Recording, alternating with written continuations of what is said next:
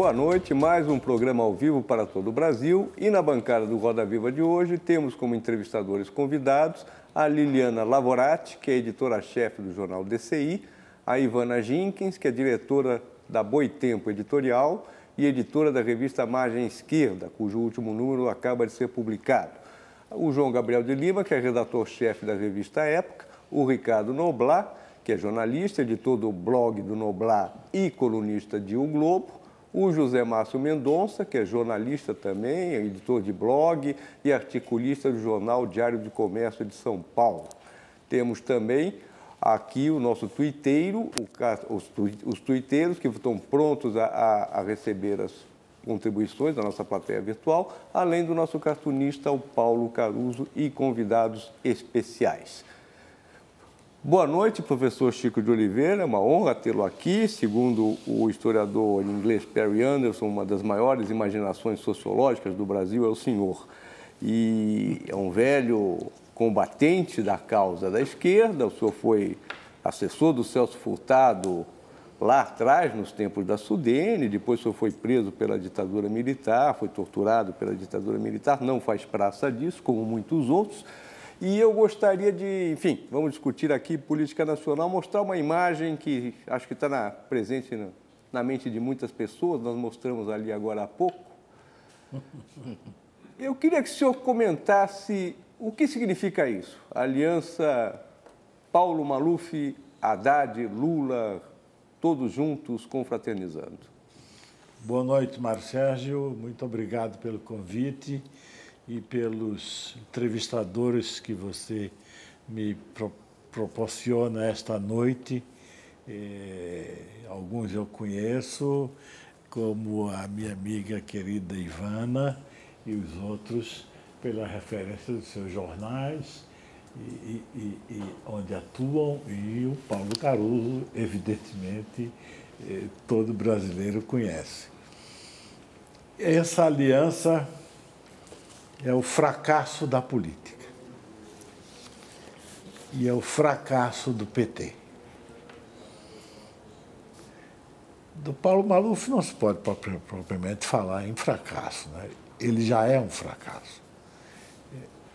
É um mau sinal.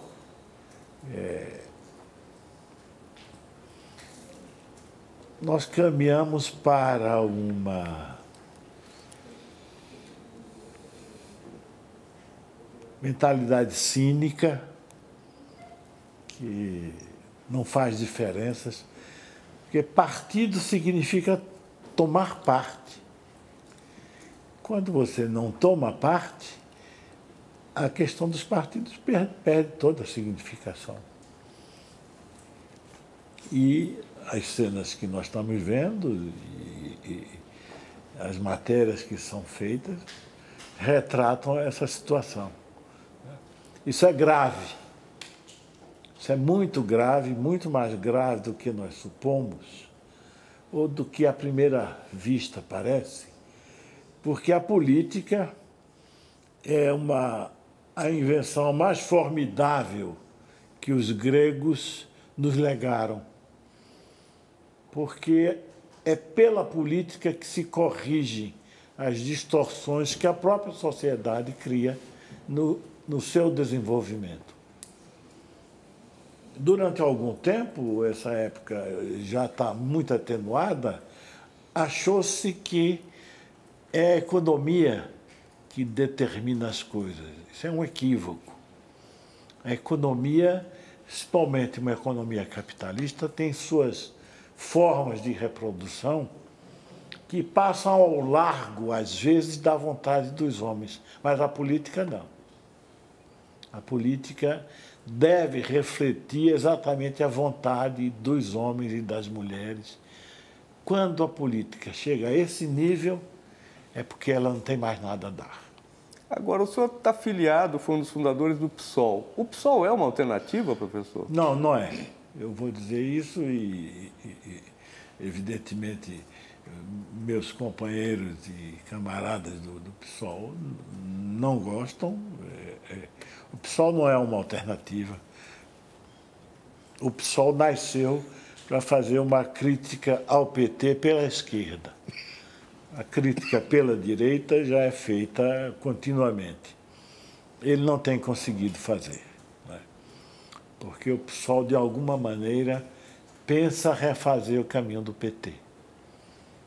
Esse caminho do PT, para usar um dos meus autores favoritos, Gabriel Garcia Marques, ele é irrepetível desde sempre e para sempre. O PSOL e os outros ou inventam outras formas de fazer política, ou aquela que criou o PT já fracassou. Por que, professor? Por que o senhor acha que é irrepetível a trajetória do PT, digamos? É irrepetível porque o PT nasceu de uma conjunção que é muito rara na história. O PT nasceu da conjunção de egressos da luta armada que haviam sido aniquilados pela ditadura, nasceu de uma orientação que vinha das comunidades eclesiais de base, importante porque essa contribuição das comunidades deu um sentido ético ao PT que os outros partidos não tinham. E que mesmo os partidos da esquerda brasileira não tinham.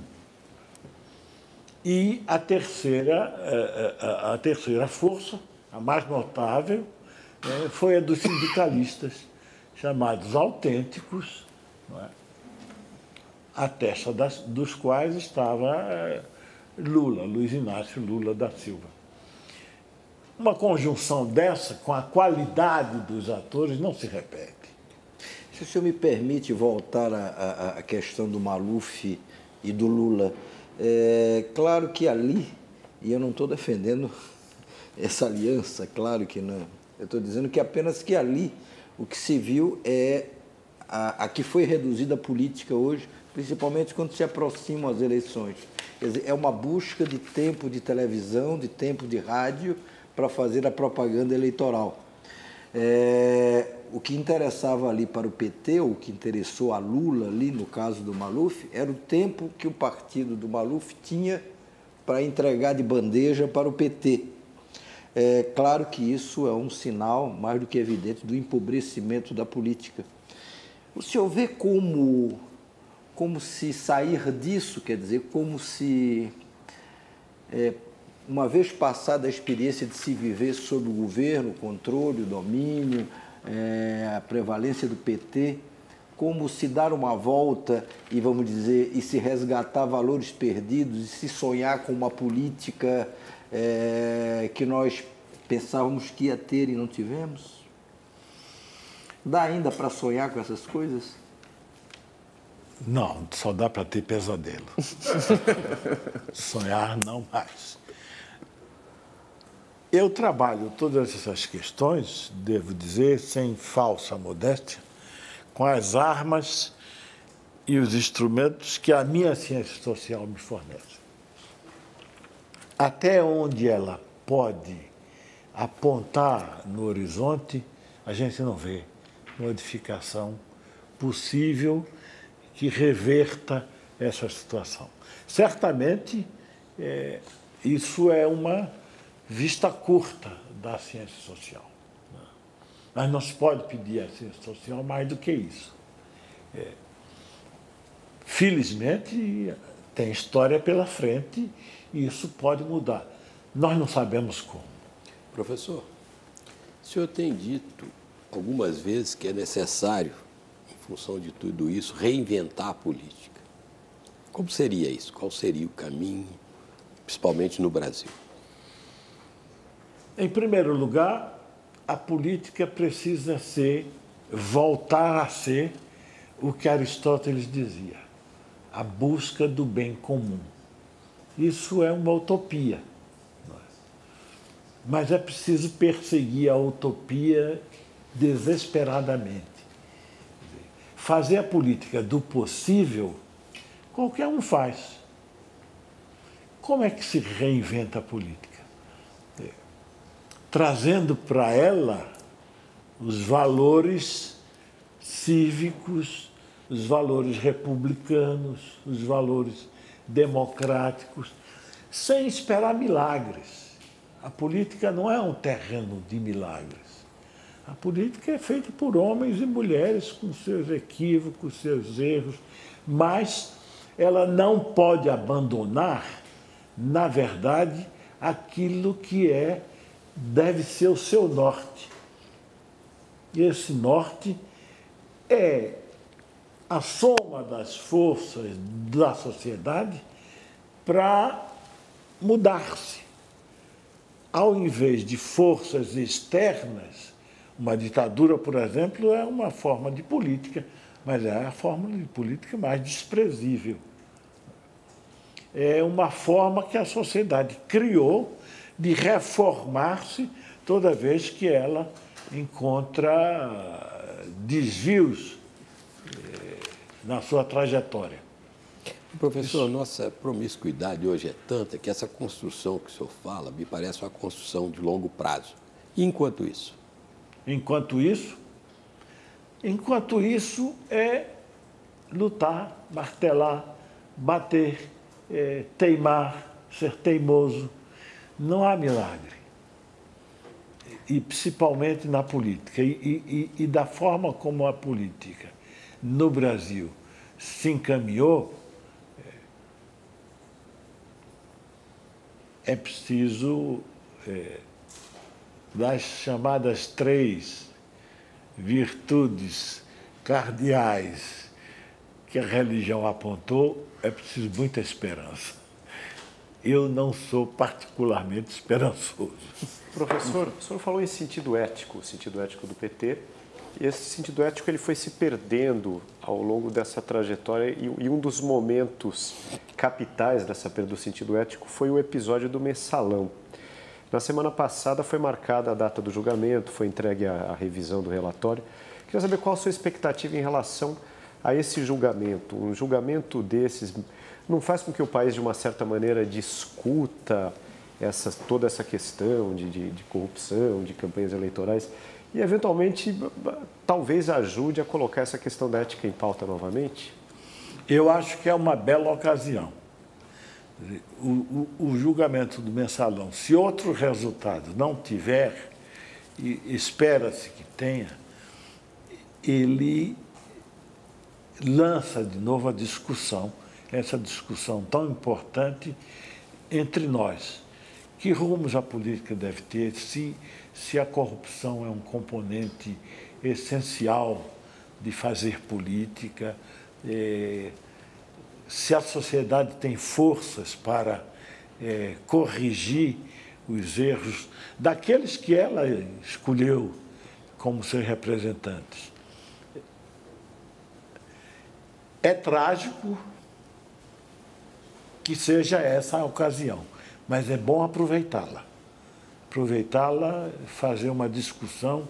A imprensa tem muita responsabilidade, fazer uma discussão funda, radical, sobre o que está acontecendo no Brasil. Algumas pessoas dizem que o Mensalão não existiu, algumas pessoas ligadas ao PT. Qual que é a sua posição em relação a isso? A minha posição, eu não tenho nenhum segredo, nem de Estado, nem de alcova. O Lula não lhe contou nada?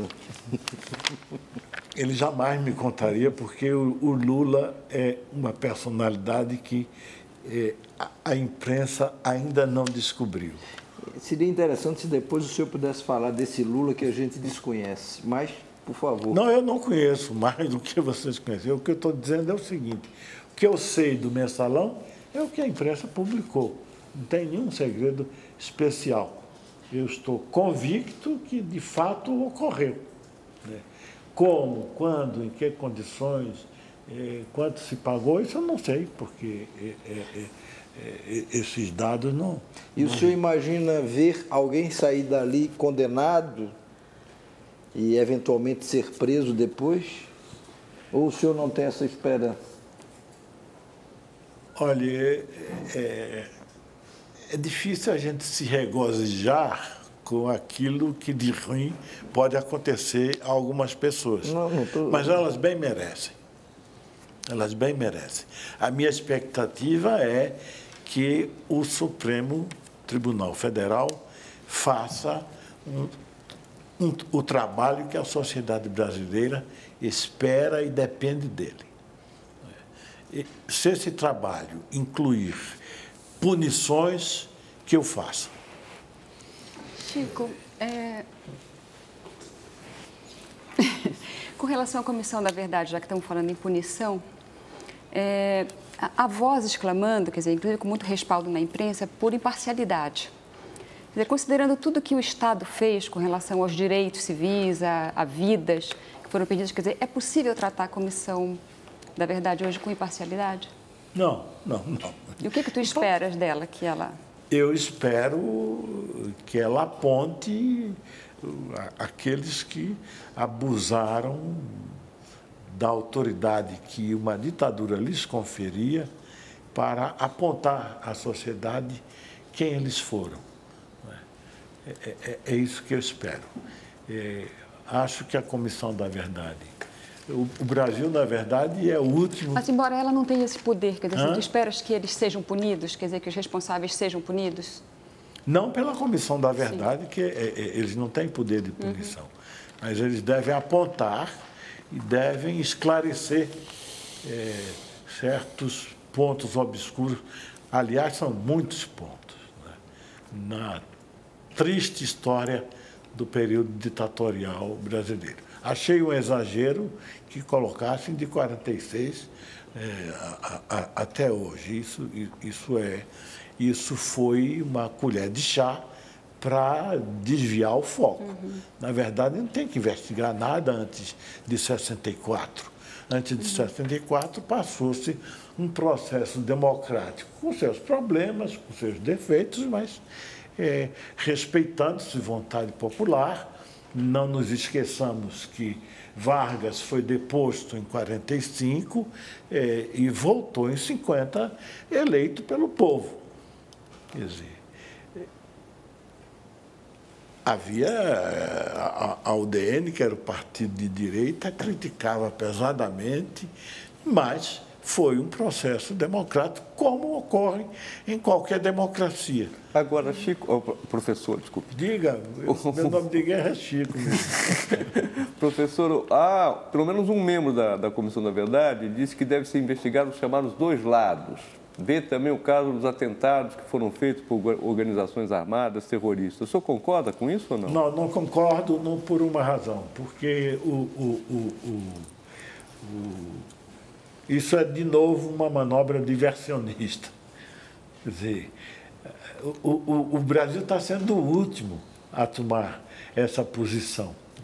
Outros países que tiveram ditaduras ferozes, como a brasileira, já procederam todos vocês sabem, não sou eu que vou ensinar. A Argentina puniu ex-presidentes da República, o que é uma façanha que deve ser creditada à sociedade argentina, a força que ela deu a esses processos. Quer dizer, o Brasil é o último, só faltava ele. Não é? O outro lado deve ser julgado pela Justiça Civil. Não é para deixar ninguém do lado de fora, mas não especificamente essa Comissão da Verdade. Essa Comissão da Verdade foi criada, a meu modo de ver, com o objetivo de esclarecer os crimes da ditadura, não é? E os outros que cometeram crimes devem ser julgados pela Justiça Civil, que tem meios e modos de fazer aqueles que cometeram crimes, na verdade. É uma tarefa extremamente difícil, porque numa luta é muito difícil dizer quem atirou a primeira pedra. Mas é possível fazer, se a sociedade tiver valor para fazer isso, será um serviço que o Brasil pode, de forma tanto grandiloquente, até prestar à civilização. A Argentina fez isso, o Chile fez isso. Subjetivamente, o senhor esteve preso aqui 50 dias em São Paulo, 50 dias lá em Pernambuco. O senhor apanhou, o senhor foi preso ilegalmente e foi torturado. Como é que o senhor vê isso subjetivamente? O senhor gostaria de saber o nome das pessoas que o prenderam e torturaram? O senhor tem algum ímpeto de vingança em relação a elas ou não? Nenhuma, mas eu sei quem me torturou. E não vai atrás? Eu não. Acha que o Estado deve ir? Acho que o Estado deve ir. Podíamos convocar um esculacho? Hã? Convocar um esculacho contra esses que te torturaram? Não, acho que o Estado deve ir atrás. A Comissão da Verdade, se quiser meu depoimento, eu dou. Eu sei quem foi. Quem teve essa triste experiência sabe que dentro da cadeia todo mundo sabe de tudo. Professor, o senhor requisitou a indenização? Não. O que o senhor acha de, aqui no Brasil, ter ocorrido primeiro essa indenização às vítimas e depois essa apuração da verdade? É outra manobra diversionista. Quer dizer, a minha tortura não vale um tostão. Quer dizer, ela só vale se tiver sido sofrida em nome da liberdade. Dinheiro não paga isso. O senhor poderia dizer o nome das pessoas que o torturaram, professor? Posso. Quem são? 2, pelo menos, eu me lembro. Eram delegados, Joseci Coco e o outro, que tem o nome do ator, Francisco Coco. Em São Paulo? Em São Paulo. E o senhor sabe o que foi feito deles ou não? Não, não sei. Sei que o Joseci até foi promovido numa dessas promoções que o governo do Estado faz. Em Pernambuco, o senhor não passou por igual sofrimento? Não. Não porque porque nós estamos no Brasil. Eu era de Pernambuco, era bastante conhecido. Como ocorre em famílias numerosas, meu irmão era militar. E foi ele que me tirou das garras do Álvaro da Costa Lima, que era conhecido Conhecidíssimo? Hã? Conhecidíssimo, Alvinho. Alvinho. Era conhecido como aquele que comia fígado de comunista. O Álvaro da Costa Lima, ele era parente de Dona Sussu, que era mulher do governador, foi governador de Pernambuco, Joaquim Francisco Cavalcante. Cavalcante é uma velha oligarquia corrompida e prolífica. Tem Cavalcante por todo lado do Brasil. E tem Cavalgado também, né? Eu sou Cavalcante e Cavalgado. Professor, se o senhor permite. Eu não fui torturado em Pernambuco. Em Pernambuco. Por essa razão, porque no momento em que minha família soube da minha prisão, o meu irmão, que já morreu, foi e me tirou. O senhor falou um pouco antes do Lula, que quando eu lhe perguntei se ele tinha lhe feito alguma confidência, que era uma brincadeira só, o senhor deu a entender que mesmo vocês da imprensa não entendem direito, não conhecem direito o Lula. Qual é esse Lula que a gente não conhece e que talvez o senhor, pelo fato de ter frequentado o círculo dele durante um tempo, talvez tenha algumas pistas que nos faltem? Não, eu não frequentei círculo nenhum. Eu não sou íntimo do poder, absolutamente. Para dizer a vocês, sem nenhuma arrogância, quando Luiza Erundina se elegeu prefeita de São Paulo, eu estava no meu escritório, no SEBRAP, e ela ligou para mim, pessoalmente, e me convidou para ser secretário de planejamento dela. Eu recusei no ato. Disse, não, eu não aceito, eu não sirvo a nenhum governo. E indiquei o Paul Singer, que foi ser secretário de planejamento dela. Não sei se foi por minha indicação, ou ela já tinha na cabeça. De modo que eu não quero nada com o poder, e estou sempre contra ele. Eu sou espanhol.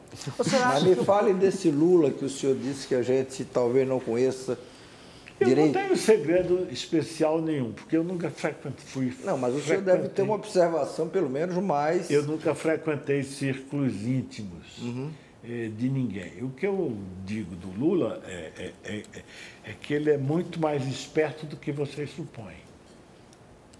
Já imaginava. Mesmo a imprensa. Esperto em que sentido, professor? Em que sentido? No sentido de que o Lula não tem caráter. É forte. O Lula não tem caráter. O Lula é um oportunista que a sociedade brasileira e eu, particularmente, como parte da esquerda brasileira, sou responsável, porque nós fizemos de conta que o operário é igual à classe. Como Marx disse há 150 anos, que a libertação da classe operária só será obra da própria classe operária, nós confundimos as duas coisas. A gente achou que tinha chegado ao paraíso. Mas ele saiu com altos índices de aprovação, professor. É que o senhor... E daí? Mas o Titio Adolfo também tinha altos índices de aprovação. Mas, professor, nos anos 30. Voltando para trás, era um metalúrgico, um líder operário, liderou greves importantes no final dos anos 70. Não liderou nada. Mas como, professor? Não, isso é a história, a lenda que se construiu. Se você, Mário, que é jornalista e que tem responsabilidades, vá rever os jornais da época, quem liderava as passeatas era Ulisses Guimarães, para garantir que a polícia não atuasse contra os grevistas. Mas havia assembleias enormes na Vila Euclides, parou São Bernardo, as montadoras pararam, e era a palavra do Lula. Havia. Então, eu estou dizendo, havia uma liderança ali, operária, importante. O senhor está dizendo que não, é um homem sem caráter que estava fazendo aquilo por quem? Então? Eu acho ele sem caráter. E é preciso fazer outra correção na história brasileira. Na verdade, os sindicalistas não tinham posição política nenhuma. Foi o movimento democrático brasileiro, não o MDB, estou dizendo, o conjunto da sociedade brasileira que lutava por uma nova democracia que levou os sindicalistas para a esquerda. Nenhum deles era de esquerda. Mas eles... Perdão, mas eles construíram um partido. Construíram. Um partido que, no começo, tinha uma feição de classe. Construíram uma central sindical. Claro. Isso tudo está no ideário da esquerda, imagino, não? Tá. Então, como é que o senhor pode dizer que aquilo que eles foram para a esquerda pelo movimento... Eu estou dizendo que os sindicalistas foram para a esquerda empurrados pelo movimento da sociedade. Se dependesse deles exclusivamente, não haveria movimento de esquerda no Brasil. Você não conhece nenhum deles, dos nomes importantes daquela época, que tenha sido de esquerda. Existia um que chamava-se Paulo dos Couros, Paulo Skromov, que era conhecido, um militante trotskista conhecido. Outros que seguiam mais a orientação da Igreja Católica, que estavam na Zona Sul, por exemplo, tinham uma orientação ideológica ligeiramente para a esquerda. Não era nitidamente de esquerda. Dos sindicalistas chamados de São Bernardo, não tinha um de esquerda. Professor, quando o senhor diz que o Lula não tem caráter... o senhor remete àquela questão de, uma vez mesmo, ele ter dito que era uma metamorfose ambulante, quer dizer, hoje pode estar numa posição, amanhã, eventualmente, em outra. Foi ele que disse. Sim, eu estou dizendo, é nesse sentido que o senhor fala? Foi ele que disse. Agora, professor, que episódios da trajetória do Lula, na sua opinião, embasam essa sua afirmação de que o ex-presidente Lula não tem caráter? Esta. Quer dizer, que é uma metamorfose ambulante, o que é? Quer dizer, estas recentes alianças. O Lula é o seguinte, eu vou dizer, e se ele quiser me processa. Nada, fica só aqui entre nós, pode dizer. O Lula é uma vocação de caudilho. Caudilho é uma palavra, tanto em espanhol como em português, cuja significado é simples. Chefe, general. Depois de Franco, na Espanha, caudilho ganhou uma conotação sinistra. Caudilho é a antessala de um ditador. Professor, o senhor não vê, e qual o papel, então, histórico do Lula no Brasil? Como o senhor classificaria? Teve, enorme. Qual? Como o senhor Enorme. definiria? Como o senhor acha que ele vai passar, então, para a história depois dessa quase que Não, destruição de ele vai passar a imagem que o história senhor fez como aqui? um grande presidente, não há dúvida nenhuma. A história é construída. O senhor acha que ele não tinha um sonho, professor, independente dessa questão que o senhor está colocando, ideológica, de esquerda? O Lula não tinha um sonho De que de imprensa você... de fazer alguma coisa, Não, de que- essa coisa do bem de que comum, que o organismo senhor você falou Está que é o perguntando objetivo qual é da o teu política. jornal ou a tua revista, é isso que ele está perguntando. Como? Qual é? Teu veículo. Eu sou editora-chefe do jornal DCI, Diário, Comércio, DCI. Indústria e Serviço. É. Não tem ninguém aqui da Veja, né? Não. É. O senhor estava preocupado com isso? Não estou preocupado, não. Queria só o testemunho, porque em alguma matéria muito antiga da Veja, ele disse o que é que ele gostaria de ser. Ele detestava ser famoso e pobre. Ele queria ser anônimo e rico. Não sou eu que digo essas coisas. Agora, o senhor aproximaria ele, como perguntou José Márcio, como figura histórica? Populista, Getúlio, Perón, Chaves? Do que nós estamos falando? De jeito nenhum, gente. De jeito nenhum. Nenhum? De jeito nenhum. A esquerda, na qual me incluo, tem uma enorme dificuldade em lidar com Vargas. Por quê? Porque Vargas, de 37 a 45, foi ditador. Vargas é o único estadista que o Brasil produziu em 300 anos de história. O Lula não pode se comparar com ele, mas nem que você apele a São Luís Gonzaga. Mas o Getúlio fez o seguinte: CLT, industrialização, beneficiou uma classe pobre, beneficiou uma burguesia industrializante. Lula beneficia uma burguesia financeira, faz o Bolsa Família, aumenta o salário mínimo, não há um termo de comparação? É incomparável. Se você seguir todas as instituições do moderno Estado brasileiro, todas são varguistas. Todas. Não há nenhuma que não seja.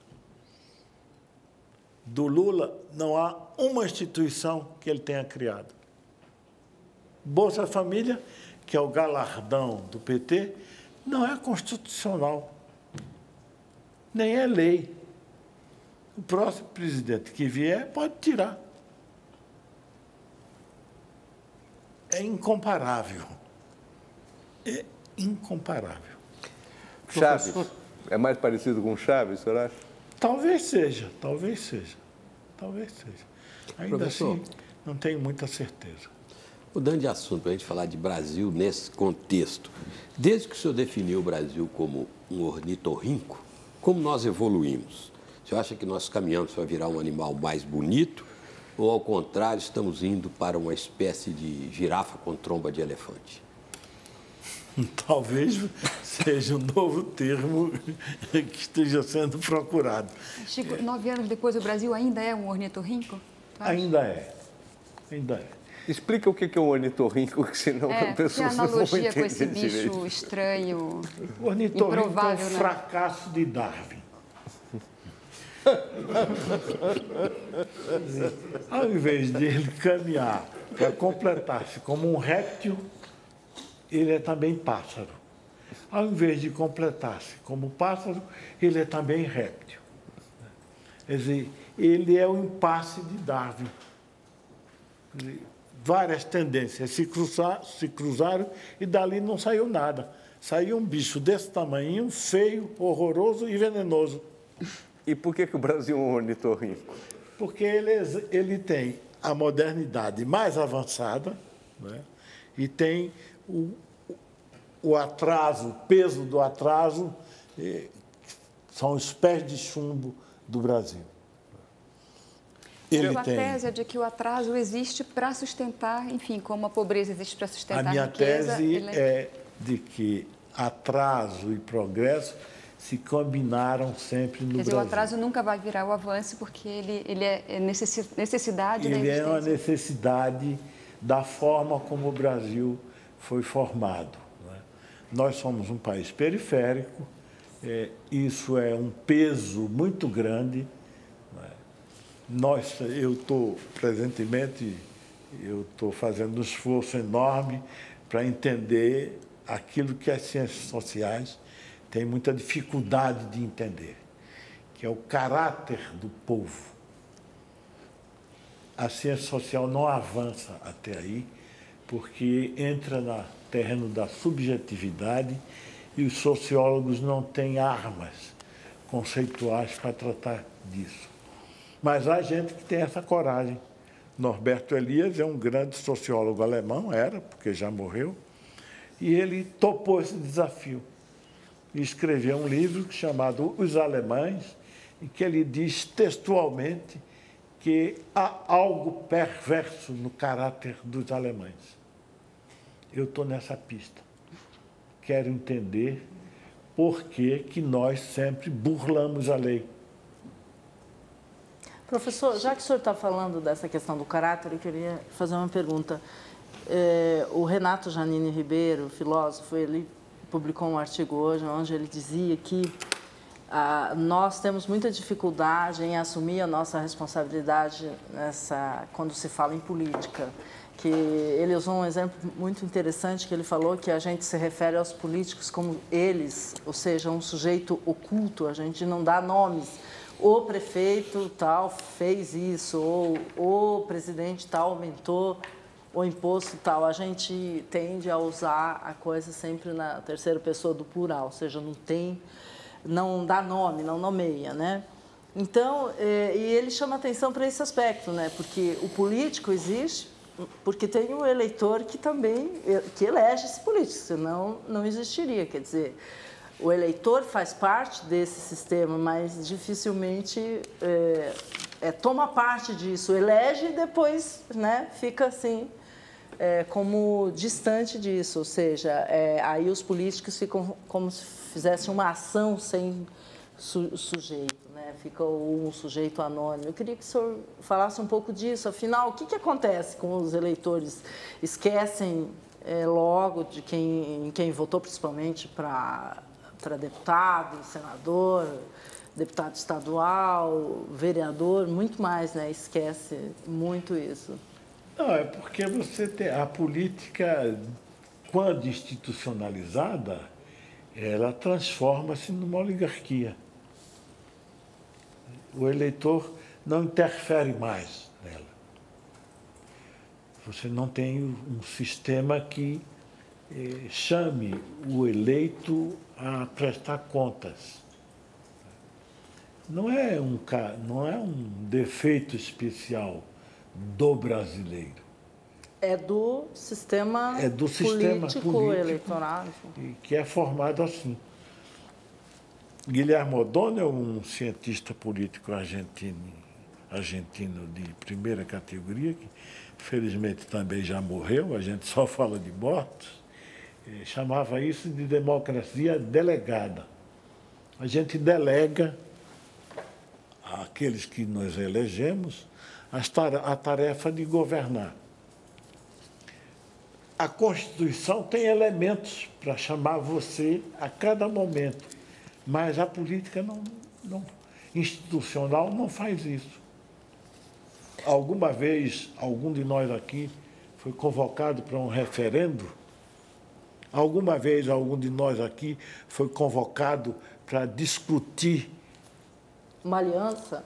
uma aliança? A Califórnia faz isso, gente. O estado da Califórnia, como a legislação americana é muito diferente da nossa, cada estado tem muita autonomia, a Califórnia faz isso. A Califórnia quis tirar dos imigrantes ilegais o direito a socorrer-se de hospital público, de escola pública e tal. Isso foi posto num referendo e a população negou. A Califórnia, aquilo que a gente pensa que é o paraíso dos imbecis e dos... Elegeram os Schwarzenegger também. Elegeram os Schwarzenegger. Claro, também toda regra tem exceção. Elegeram também o Ronald Reagan. Professor, espera um pouquinho, claro. Com licença. Vamos para um rápido intervalo, a gente volta daqui a pouco com o professor Francisco de Oliveira.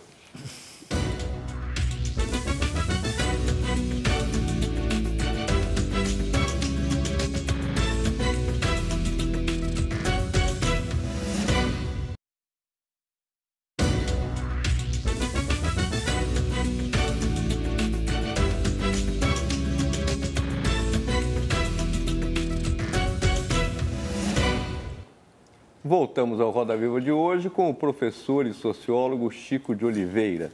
Eu vou passar aqui uma pergunta do André Singer para o senhor. O André é seu colega de Universidade de São Paulo, também cientista político, petista como o senhor de primeira hora e foi até secretário da Comunicação, porta-voz do Lula e está fazendo uma série de trabalhos também que chega a conclusões opostas ao do senhor, né? Compara o Lula com o Roosevelt, o New Deal, não sei o quê. Mas ele fez uma pergunta para o senhor. Vamos ouvir o André. Vamos.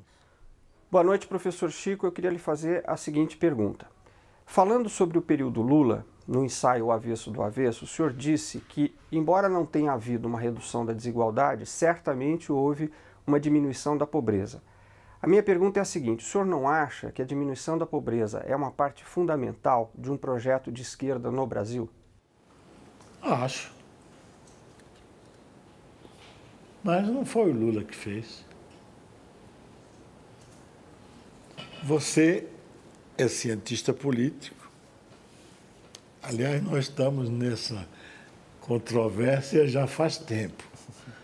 É muito interessante essa controvérsia, porque o André Singer, ao contrário de muitos petistas, ele eleva o nível da discussão, ao invés de rebaixar, ao invés de me chamar de idiota, direitista, ele eleva o nível da discussão. Agradeço a sua grandeza de pensamento. Mas, se nós observarmos para trás, vai se ver que essa construção dos chamados benefícios sociais vem desde Sarney. A gente chamava, naquela época, o leite do Sarney. Programa do leite. Não é? Depois, Fernando Henrique ampliou. Na verdade, o Bolsa Família é uma cópia do programa que Cristóvão Buarque fez quando governador do Distrito Federal. Eu não condeno nenhuma dessas medidas, porque eu sou eticamente cristão. Eu sou ideologicamente marxista e eticamente cristão. Quer dizer, fui ensinado a não negar o auxílio quando ele é necessário. É uma conquista civilizatória que o cristianismo me deu e eu não a renego. De modo que qualquer medida que venha em benefício dos mais necessitados conta com o meu apoio sem nenhuma restrição. O que eu não faço é transformar isso em bandeira do presidente Lula.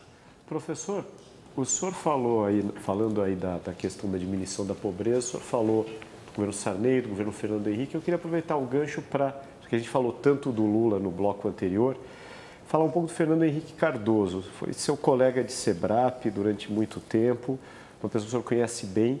Queria que o senhor falasse dele como homem, na sua opinião, e como presidente. Qual a sua avaliação?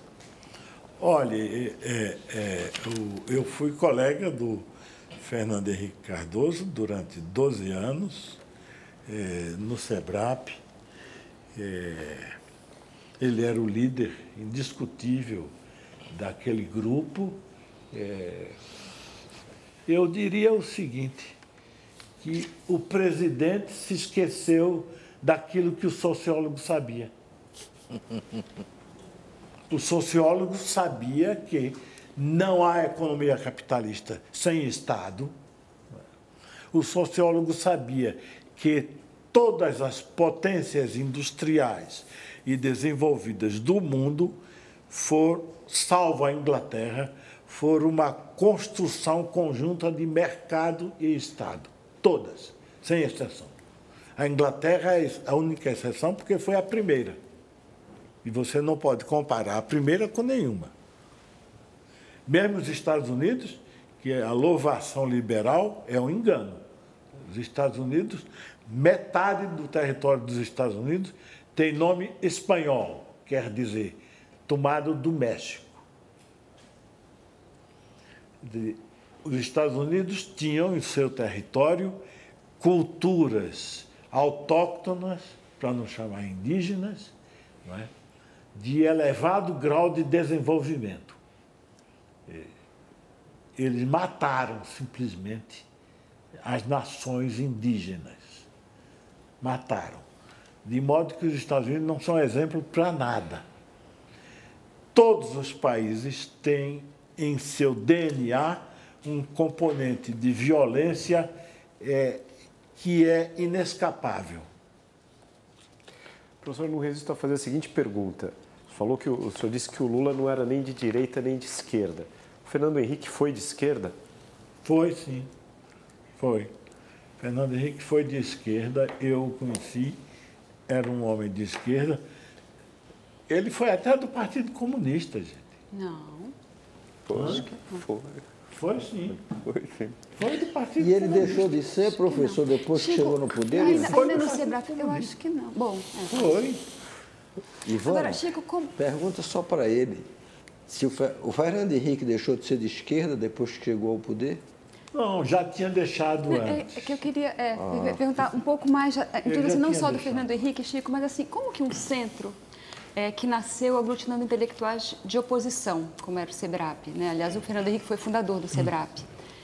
Como é que ele virou uma coisa muito diferente hoje, mas principalmente assim, ele gerou um presidente, o Fernando Henrique, que privatizou tudo que havia de produtivo no setor estatal, né? E quer dizer, nesse sentido, ele completou, inclusive, o que o Collor não conseguiu fazer.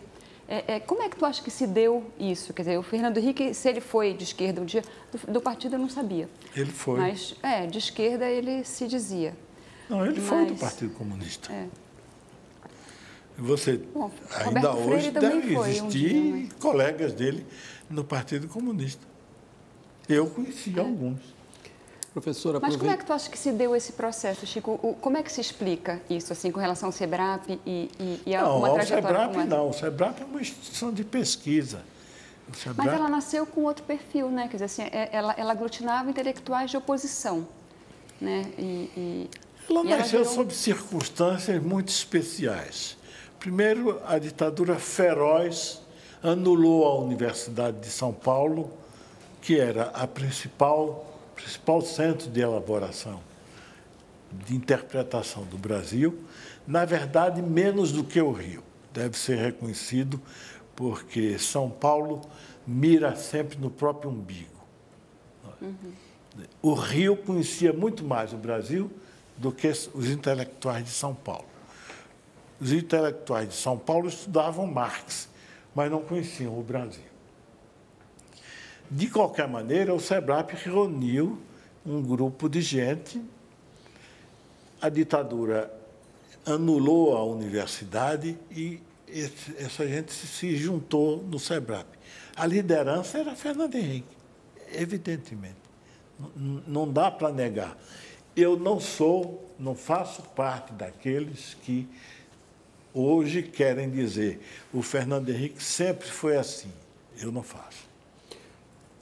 Ele era um tipo de esquerda, não radical, embora tenha sido do Partido Comunista. Quando eu cruzei com ele, trabalhei 12 anos, era uma pessoa de esquerda. E por que deixou de ser, professor? O que é que foi? Fez uma autocrítica? O que é que foi que houve? Eu não sei, só Freud explica. Professor, são processos que você não conhece na intimidade, né? Eu acho que um pouco porque o Fernando Henrique, como um tipo inteligente que é, decifrou que no Brasil ninguém chegará ao poder se disser que é de esquerda. Uhum. E ele foi... Mas a Dilma não nega o passado dela. A Dilma não nega o passado dela, nem que foi de esquerda. E chegou. Não ao poder, mas ao governo. Mas você acha que ela faz um governo de esquerda? Não. Não, mas ela não nega que é de esquerda. Mas daí ele queria chegar... O Fernando Henrique foi presidente da Associação Internacional de Sociologia. Você não chega a esses lugares batendo no peito e sou de esquerda, leio Marx. Professor, o senhor ainda tem contato? O senhor sempre foi amigo do Fernando Henrique. O senhor ainda tem contato com ele? E, não, caso não tem. positivo, o senhor não conversa? Não. Não temos porque tem intimidade. Eu sou de outra classe social. Eu não navego nas alturas em que ele navega. Não tem porquê eu estar procurando ele e tal. Quando nos encontramos, tem uma conversa cordial e anódina. Agora, professor, o senhor disse que sobre o partido dele, o PSDB, o senhor disse uma vez que o senhor achava que era um partido que iria se fragmentar e virar um partido de caciques regionais. Queria que o senhor falasse qual a sua opinião sobre o PSDB, que é um partido meio de centro-esquerda e agora não se sabe direito o PSDB nasceu com uma grande esperança. Nós tínhamos o PFL, que era a herança da ditadura, fazia a direita brasileira. O PT fazia a esquerda. Havia um lugar vago na política brasileira. Esse lugar vago era o lugar de um partido laico, um partido republicano, um partido que não precisava ter cores ideológicas muito fortes. Esse era o lugar do PSDB. Agora, professor, olhando então... Ele virou de direita. Olhando então essa situação, professor, olhando essa situação, o senhor acha que a oposição oficial no Brasil tem salvação? Salvação? Não, salvação não tem não, porque se você colocar nesses termos, ou é o céu ou o inferno. Ela não vai para nenhum dos dois lados. Ela vai ficar nesse melê brasileiro, sem definição. Mas ela é importante porque o papel da esquerda não é propriamente o poder. O papel da esquerda é civilizar o capitalismo. Foi isso que ela fez nos países da Europa Ocidental. O senhor se refere ao estado do bem-estar social? É uma construção da esquerda social-democrata, apoiada nos seus sindicatos, apoiada nos seus partidos. Quer dizer, essa é a tarefa da esquerda no mundo. É domar as forças arbitrárias do capital. Ao baixar os juros da forma como está fazendo agora, o governo Dilma não estaria... Não só, abaixar os juros é uma bobagem. Mas, Chico, o centro do capitalismo hoje está numa crise, na mais grave crise desde 29. Tá. Enquanto isso, o Sul não está tão ruim, né? O Sul nos parece em situação melhor. Quer dizer, que transformação é essa no sistema mundial? Quer dizer, como que se explica isso, né? E o que a gente faz hoje, quer dizer, que alternativa tem a esquerda, não só a esquerda, a teoria, né? A teoria radical, a crítica radical. O que a gente diz hoje para os jovens que estão organizados nos movimentos Occupy, no MST, nos partidos? Quer dizer, o que se diz para essa galera, quer dizer, assim, em defesa da utopia, né? O que se faz hoje? Quer dizer, o quadro do capitalismo é o pior dos mundos hoje, né? Quer dizer, fizeram o bem-estar social, mas hoje estão numa crise que só teve um precedente. Essa crise não é exatamente uma crise do capitalismo, querido. Ela é o contrário. Ela é uma crise de crescimento do capitalismo. Essa não é uma crise derrocada do capitalismo. Ela é uma crise de crescimento exponencial. É que o eixo do desenvolvimento deslocou-se para a Índia e China. Você tem... A China e a Índia colocaram no mercado de trabalho 500 milhões de trabalhadores que o Ocidente capitalista não conseguiu fazer em 300 anos de história. Essa é que é a revolução. E isso deslocou o conjunto de forças mundiais de uma forma que ainda não sabemos onde vai dar. Mas o Brasil caminha em direção a... Perdão, mas na Europa a crise política é grave. Quem manda na Europa são os bancos, são as grandes forças. Há uma regressão nas eleições, há o movimento dos indignados na Espanha, mas é eleita a direita. Na Grécia, polarizou um partido de esquerda e foi eleita a direita. Há todo um movimento para tirar os direitos dos trabalhadores. Isso era mais ou menos previsível, Mário. Isso era mais ou menos previsível. Não é desejável, me entendam bem. Teoricamente, era mais ou menos previsível. Há um grande teórico da social-democracia alemã, chamado Rudolf Hilferd, que dizia isso no começo do século XX. Lutando contra o Bernstein, que era outro grande teórico da social-democracia. Esse foi renegado por Lenin. Reformista. O que é que o Bernstein dizia? Preste atenção à classe média. Não é a classe operária que decidirá sobre a civilização, vai ser a classe média. Todo mundo achou que ele era um reformista e um renegado miserável. Hilferding foi por outra pista. Ele foi estudar as formas financeiras do novo capital, de modo que isso era completamente previsível. Segundo essa pista teórica. Faltou força à sociedade europeia para dizer não a esse caminho. Faltou força porque quem resiste ao bem-estar? Quem resiste ideologicamente ao bem-estar? Você sabe, todos nós sabemos, que o estado do bem-estar financia até férias. Mas esse filósofo, o Slavoj Žižek, saiu até no blog da Boitempo. Ele publicou um artigo recente dizendo que em Atenas, à noite, em certas periferias, grupos armados de milícia de extrema-direita perseguem os imigrantes, batem nos imigrantes, que é uma coisa... Esse tipo de regressão, o senhor acha... tende a se alastrar na Europa? São quase formas parafascistas. Né? Não tem. Não tende a se alastrar. Apesar de toda a crise, mesmo num país como a Alemanha, que é um país muito especial, porque é o líder, na verdade, da União Europeia, o partido... mesmo governos conservadores não conseguem fazer regredir os direitos sociais. Professor? Só um pouquinho, Zé Márcio, perdão, nós vamos ter que fazer um rápido intervalo e já voltamos com o Chico de Oliveira.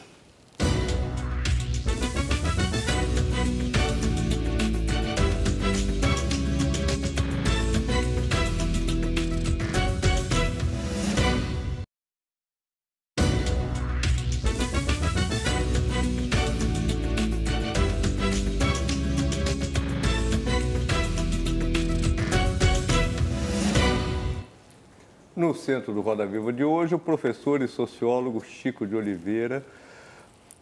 O senhor estava me contando antes do programa começar que o senhor está pesquisando para escrever um trabalho sobre o jeitinho brasileiro, sobre o que é esse caráter nacional, se é que ele existe. O que o senhor descobriu até agora? Quais suas hipóteses até agora? Esse é um terreno muito pantanoso. A ciência social sempre não dá o passo para atravessar entre a objetividade e a subjetividade.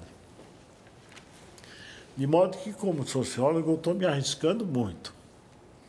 Qual é a minha hipótese? A minha hipótese é que o jeitinho brasileiro é uma forma de driblar as convenções que o próprio capitalismo impõe.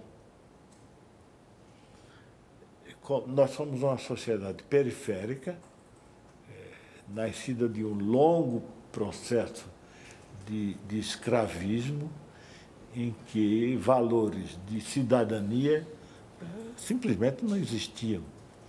Então, quando o capitalismo vem, apesar de que nós de esquerda sempre fazemos a crítica do capitalismo, ele impõe certas regras. São essas regras que o jeitinho brasileiro tenta burlar, sempre. Mas isso é um atributo da classe dominante, não dos dominados.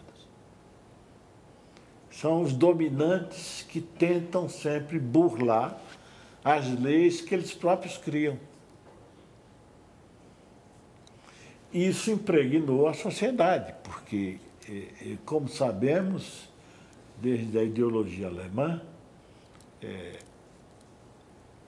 são as ideias das classes dominantes que formam as ideias da sociedade. Dito de uma forma assim, parece uma banalidade. Quer dizer, o cinismo da classe dominante brasileira desceu até todos os estratos da sociedade. Os dominantes brasileiros não têm pejo de mostrar sua riqueza obscena num país pobre. Isso rebate na classe dominada de outra forma. Rebate fazendo truques entre os pobres. Isso é o jeitinho brasileiro. Então, o jeitinho é mais do banqueiro da Avenida Paulista do que do malandro carioca, é isso? É, sim. Embora tenha contaminado também o malandro carioca? Claro, o carioca é o seguinte, o carioca era a ponta da modernidade no Brasil. Ninguém falava de São Paulo, eu estou falando assim porque eu sou de Pernambuco. Para quem o Brasil mirava? Para o Rio. Era para o Rio. O Rio trazia as coisas modernas, o Rio era elegante. A gente vinha trabalhar em São Paulo, mas mirava-se no Rio.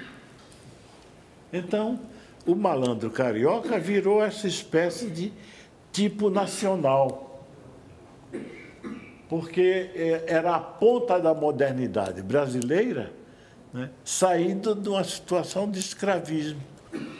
Ele tinha que se virar de algum jeito. Professor, que ligação tem com o Homem Cordial do Sérgio Buarque? Tudo a ver. Tudo a ver. Sérgio Buarque é dos clássicos, dos grandes clássicos brasileiros, aquele que descobriu essa espécie de alma brasileira. Eu estou trabalhando na pista dele. Não tenho nenhuma pretensão de fazer nada muito cordial, mas, embora ele atribua muita coisa ao caráter ibérico, mas ele é o que se aproxima mais, não é? Não é Caio Prado não trata disso, não é Gilberto Freire não trata disso. O autor certo, na verdade, é Sérgio Buarque. E do jeitinho propriamente dito, alguém mais estudou? Alguém mais está... O jeitinho brasileiro propriamente dito, alguém mais estudou? Não, Isso, de forma mais sistemática. Essa questão de jeitinho, professor, é uma coisa, vamos dizer, é como a jabuticaba, só existe aqui no Brasil? Ou em outros lugares o senhor identifica algo que pudesse ser chamado de jeitinho também? Não. A minha pesquisa vai em outro sentido. Eu estou seguindo as trilhas também de um sociólogo alemão chamado Norberto Elias, que atravessou a ponte.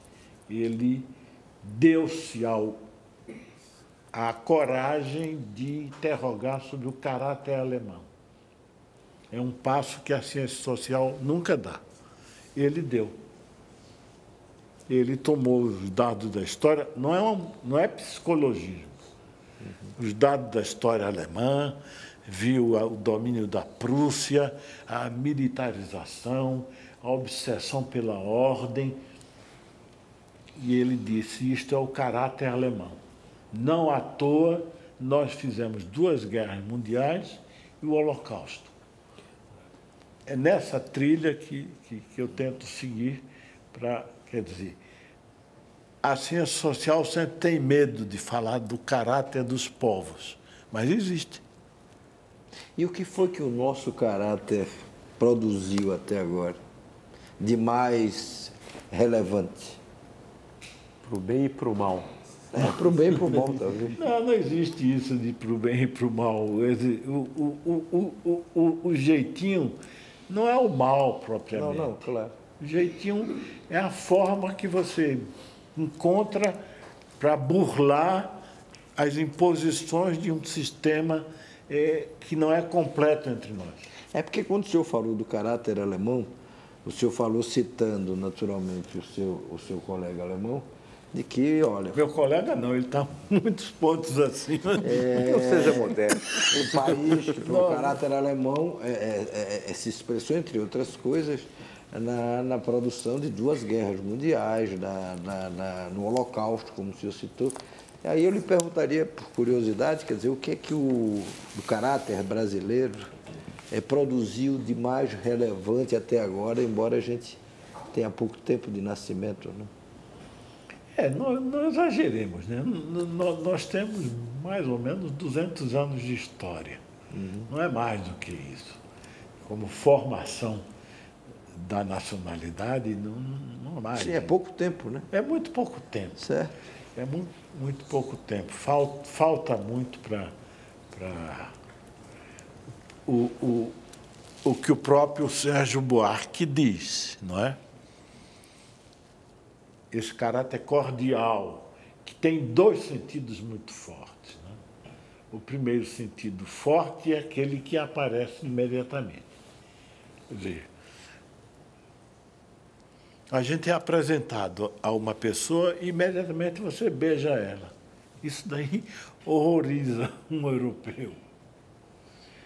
Mas isso, existe um historiador americano que diz, isso é ótimo. Isso quebra as regras frias do sistema e isso é uma contribuição brasileira para a cultura mundial. Foi isso de mais relevante até agora que a gente produziu, não? Não, para não falar de grandes nomes. Quer dizer, nós produzimos um dos grandes escritores mundiais.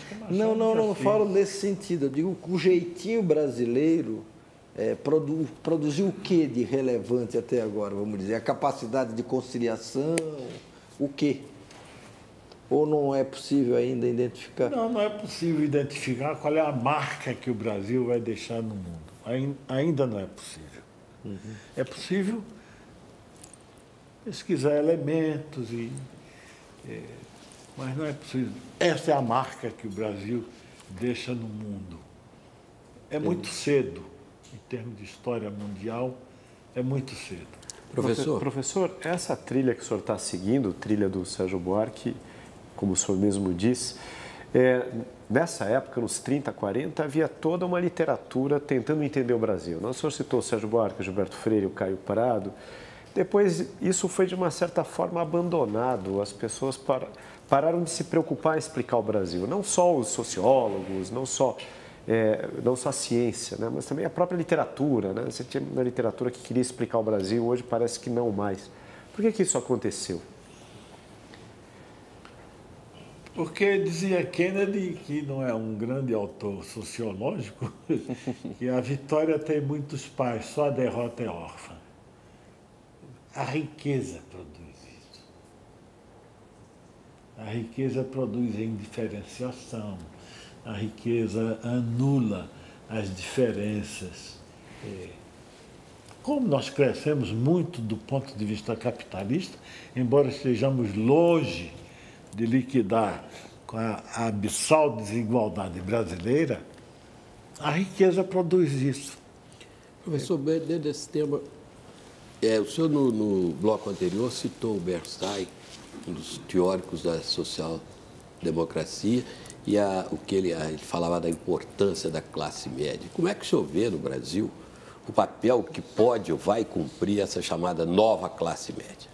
Papel político que essa nova classe média vai cumprir. A nova não é Ela muito será nova. renovadora ou vai seguir a velha classe média e será conservadora? Ela vai seguir a velha classe média. Ela vai seguir exatamente porque a riqueza só produz mediocridade. Nada de excepcional. Ela vai seguir, além de que, como o próprio André Singer, que é o meu contendor favorito, já indicou, não, foi Márcio Postman, não foi André. Ele, que estuda, ele desmontou, teoricamente, com esse mito da nova classe média. Não existe? Não é? Não, não é uma nova classe média. É um extrato da classe mais pobre, que teve um acréscimo de renda, mesmo porque classe é um dos conceitos mais difíceis da sociologia. Parece fácil e ele tem tanta força que incorporou-se à linguagem comum. Mas classe é preciso ter uma posição na produção, precisa ter uma ideologia, precisa ter um projeto de poder e precisa ter uma experiência de classe. E isso é muito difícil de reunir numa sociedade de massas. Nós estamos num processo de elevação de renda numa sociedade de massas. Mas não é uma classe social formada com os requisitos que a teoria social pede. Está longe de ser. Nós vamos ter que fazer agora, desculpe, um rápido intervalo e voltamos para o último bloco do Roda Viva daqui a pouco.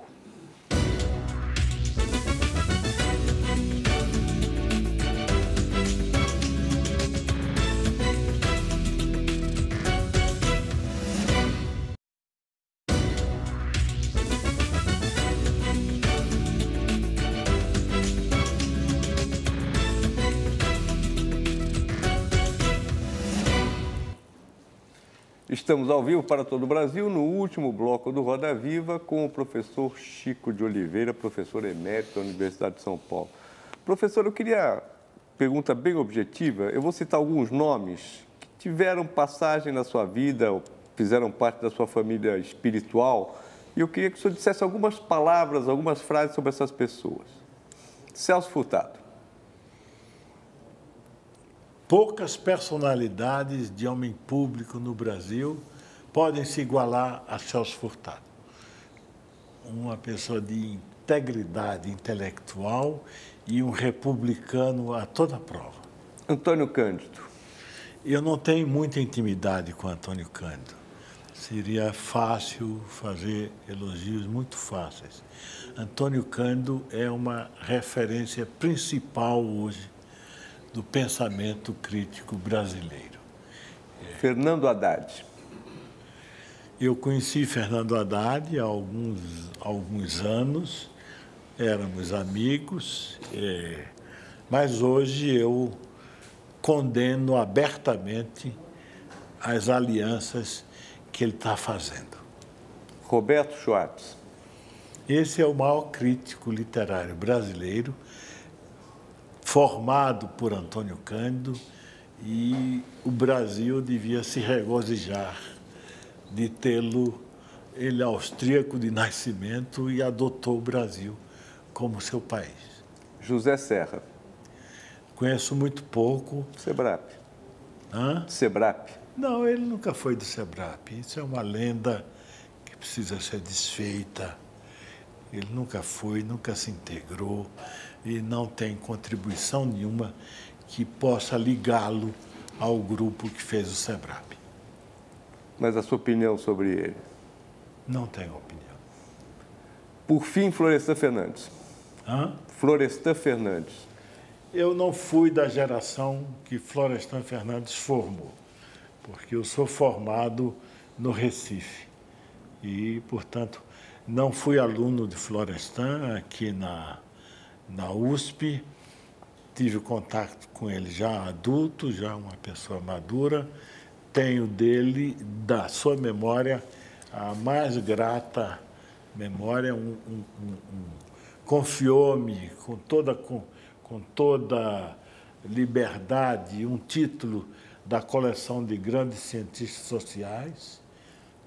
Foi precisamente o livro sobre Celso Furtado, e eu privei com ele nos últimos anos de vida de forma muito intensa, mas não fui seu aluno, infelizmente. Professor, nós falamos de Lula, falamos de Fernando Henrique, faltando falar de Dilma Rousseff. Eu queria saber qual a sua opinião sobre a atual presidente do Brasil, sobre esse primeiro ano e meio aí de governo.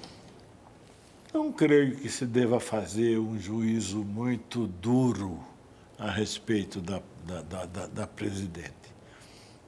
Ela tem enorme dificuldade de governar porque Lula não deixa. Lula armou-lhe um ministério do qual 7 ou 8 já caíram.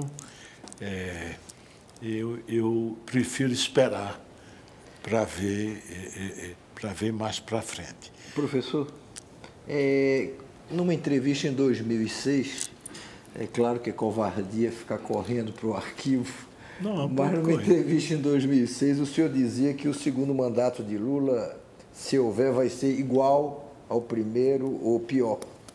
O senhor dizia também que no momento ele não tinha bases para organizar uma campanha.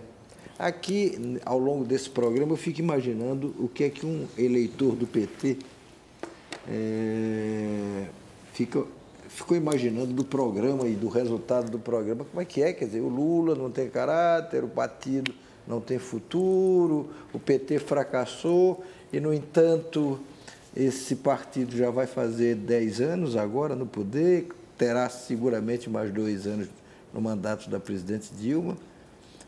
Se arrisca a ter mais 4 anos, seja com a reeleição da Dilma ou com a volta do Lula, como eu penso que ele desejaria. O Lula sai com a maior popularidade que o presidente da República já teve. Não é muito contraditório isso, não? É muito contraditório.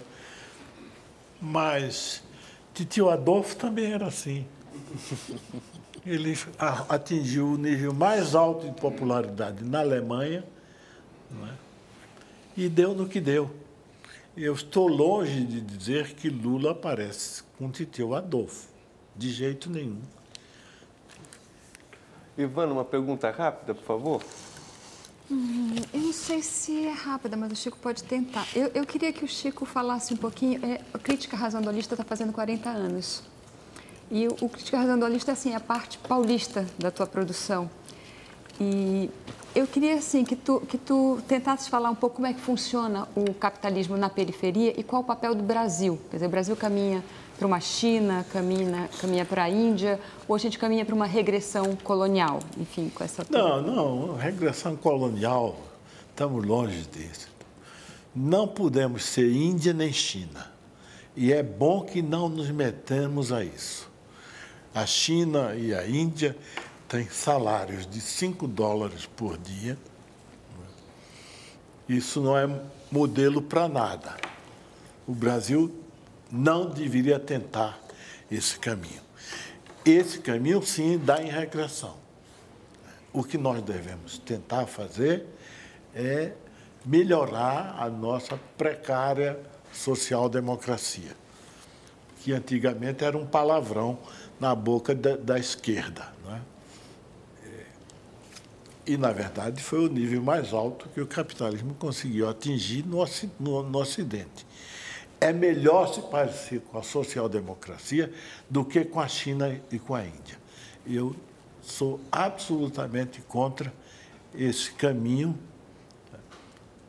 É melhor o Brasil ter uma inserção internacional mais consistente, que possa redistribuir renda de uma forma vigorosa, coisa que nem a China nem a Índia fazem, e ter uma posição modesta no cenário internacional. Não tem por que nos cair na tentação de querer ser um dos grandes atores do jogo internacional. Isto, nas condições de um país periférico, só pode dar em desastre social. É melhor ir de forma consistente, tal como a gente tem muito, como dizia Nelson Rodrigues, esse complexo de vira-lata. Mas o Brasil foi a segunda economia mais consistente do século XX. A segunda de maior crescimento no século XX. A primeira foi o Japão, a segunda foi o Brasil. A taxa de crescimento histórica da economia brasileira de Deodoro a Lula foi de 4,6% ao ano, o que é uma façanha formidável. É nesse caminho que a gente tem que tentar continuar. Infelizmente, essa taxa baixou muito.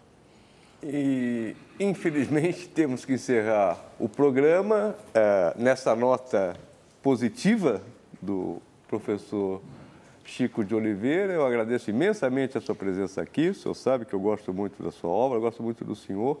Agradeço ao Ricardo Noblar, à Liliana Lavorati, à Ivana Jenkins, ao José Márcio Mendonça, ao João Gabriel, a todos os telespectadores, também ao Chico Caruso, aos tuiteiros. O professor Chico de Oliveira esteve em 4º lugar no Twitter Nacional durante todo o programa. E Paulo Caruso, desculpe, uma boa noite a todos e até a próxima semana.